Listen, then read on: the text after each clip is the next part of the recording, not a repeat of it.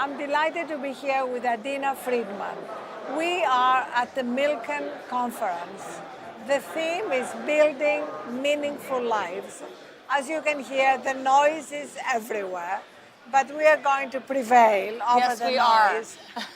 So, for those of you who have not met Adena before, she's the president and CEO of Nasdaq, where she's also served as COO and CFO. Before that, she was CFO of the Carlyle Group, where she played a pivotal role in taking the company public. Welcome, Adena. It's Thank really you. an honor to be speaking with you. All of us women are proud of what you've accomplished. And here you are now at Nasdaq, the CEO. And both at Nasdaq and before that at the Carlyle Group, you were really in places which can be considered boiler rooms of burnout. Often, I'm sure, surrounded by people who used being always on and never sleeping as a badge of honor. So, how did you handle that culture? How are you handling it now? And what are you doing about your own life? Well, I do think that the industry, both the exchange industry and the buyout industry, have a reputation for burning the midnight oil. And certainly there were moments in my career where I did have to do that. But I would also say that the reality of the culture is better than that. And the leaders of the companies, whether it was Bob Greifeld or David Rubenstein, are both extremely interested in making sure that they're creating a culture where, as long as things get done, they're not all about you have to be there at midnight. You have to allow yourself to find a way to do it in the context of your bigger life. So Bob was extremely willing to allow me to have my family, and at the same time know and had trust in me to get a lot done in a manner that was the right thing for the company. So mobile technology was huge. As a working parent, having the ability to be on when you're not at the office, which I know we're going to talk about, but it really did transform, I think, the ability for women to be parents and be executives within their companies. So, but also, it's become a trap because it means you can always be working. Yes, that is true. And how did you manage that? Because I know I've talked to a lot of children of very successful women who are constantly complaining about the fact that their mom or their dad are always on the phone. So they may be at home, right, but they are we're present but not present. Disconnected. Right. Yes. So I would a couple things. First of all, my children would join in some of those complaints, but they were really good about verbalizing it to me and saying, Yes. if I'm, first of all, when my son was 2, I was going away for a business trip, and he didn't really know how to verbalize the fact that he was upset about me leaving, so he hid my phone. And he thought, well, gosh, if she doesn't have her phone, she can't leave.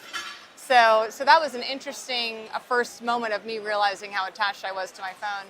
And the second one was whenever we're in the car or we're in a moment and they feel like it's the wrong moment for me to be looking at my phone, they'll say it, like, put your phone away. And so therefore, I can do the same thing to them now. If they're at the dinner table and they're on their phone, it's like, you got to put the phone away. So we have definitely been good about communicating. When you're here, you have to really be here. And now that they're in college, is it harder, easier? How is it? Certainly it's given me more time to focus on my new role. So on the one hand, it's easier because I can schedule time to talk to them and make sure that everything's going well there. But obviously it's harder in terms of us missing them a lot. And they were obviously such a huge part of our lives, my husband's and my lives, for so long, that not having them present every day has certainly been difficult. But you didn't have to deal with problems in terms of them being always on, not getting enough sleep, dealing with issues because of that. Because I have so many parents, friends, who are dealing with a lot of problems like that. As one of them put it to me, I feel as though their phone is in glorious Technicolor and I'm in black and white. Right. I think that there were definitely moments as the kids particularly were going through their teenage years where that was absolutely the case, and we would have to have conversations about being, as I said, when you're present, you're present. When you can tell when they're constantly distracted. So, and on the one hand, we had some tolerance for that because it is a phase. But on the other hand, we would always communicate about it to make sure that they understood that that's not the way you communicate when you're in person. You don't sit there and communicate with someone by going, well, so we have to make sure that they understood that that's not the way that, mature adults communicate. Do you sleep with your phone with you? I have to admit that I do. So I saw that question and I thought, oh gosh, I know that's the wrong answer, but I will admit to it. So it is the last thing I check before I go to bed and the first thing I check in the morning. And I think a little bit of that is just, it's a comfort for me because I am the CEO of a global business, Right. that nothing's happened overnight. Multiple times. Right, exactly. So there are moments when I would need to be interrupted if necessary. So do you actually, when you wake up in the middle of the night, are you ever tempted to look at your phone? No, actually. So the only reason I would pick up my phone in the middle of the night is if I'm having an idea or I really want to remind myself of something, I will definitely pick up the phone and write a quick note. But I do notice when I do that, I wake up. Yes. So the light is not, it's not conducive to sleep.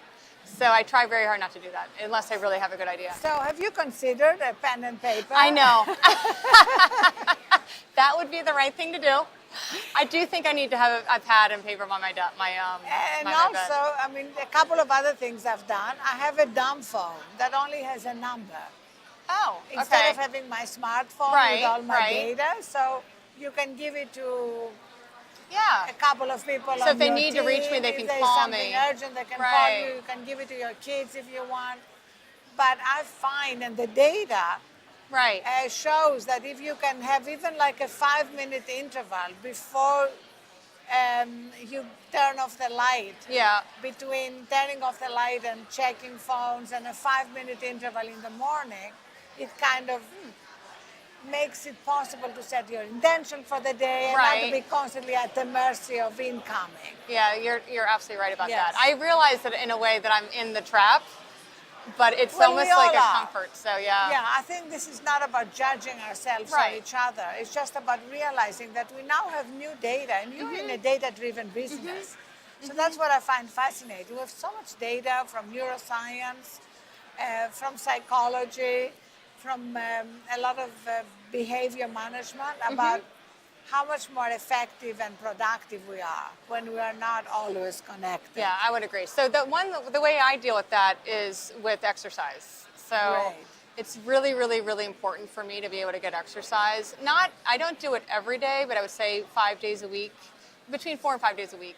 And when you're exercising, you're not actually on your phone. No, no. I do.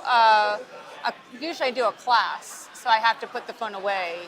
And it is interesting because sometimes it takes me about 5 minutes sometimes to get into class to realize that I've got to stop thinking about something else.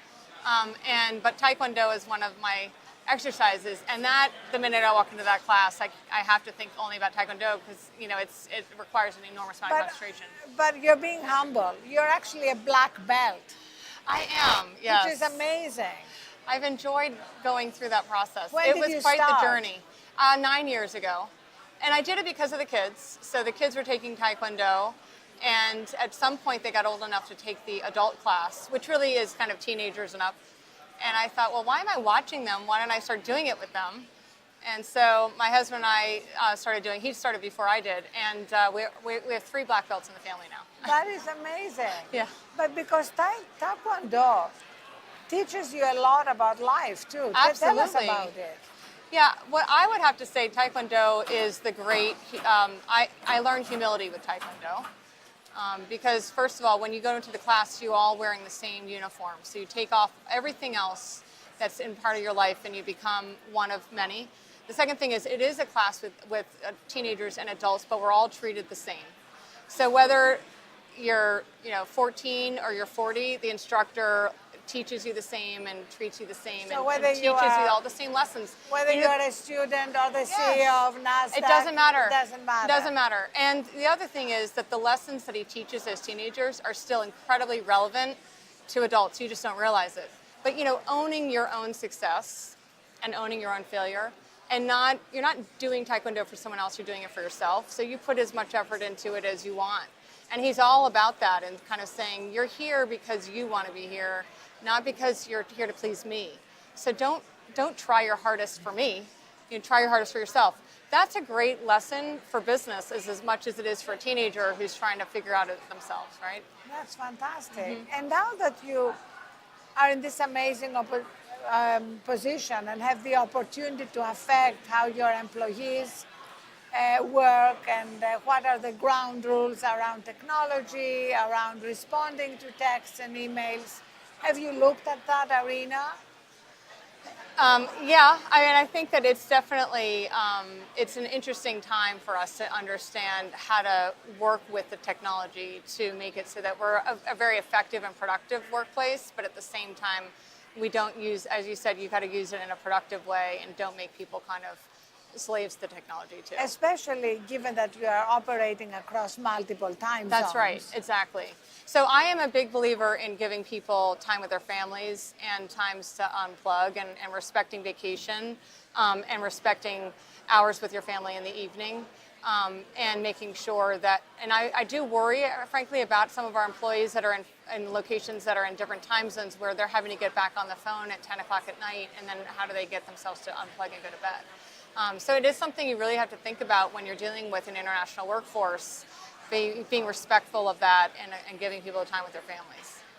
Well, it's amazing that you are the CEO of Nasdaq and that you are thinking about all these ways in which we can actually improve the way we work and live, both for the sake of our health and our families, but also for the sake of productivity, because we make better decisions, right? Absolutely. You make much better decisions when you're well rested. Yes. No doubt about it. Thank you so much. Such a pleasure to be with you. Thank you so much, Arianna. Thank you.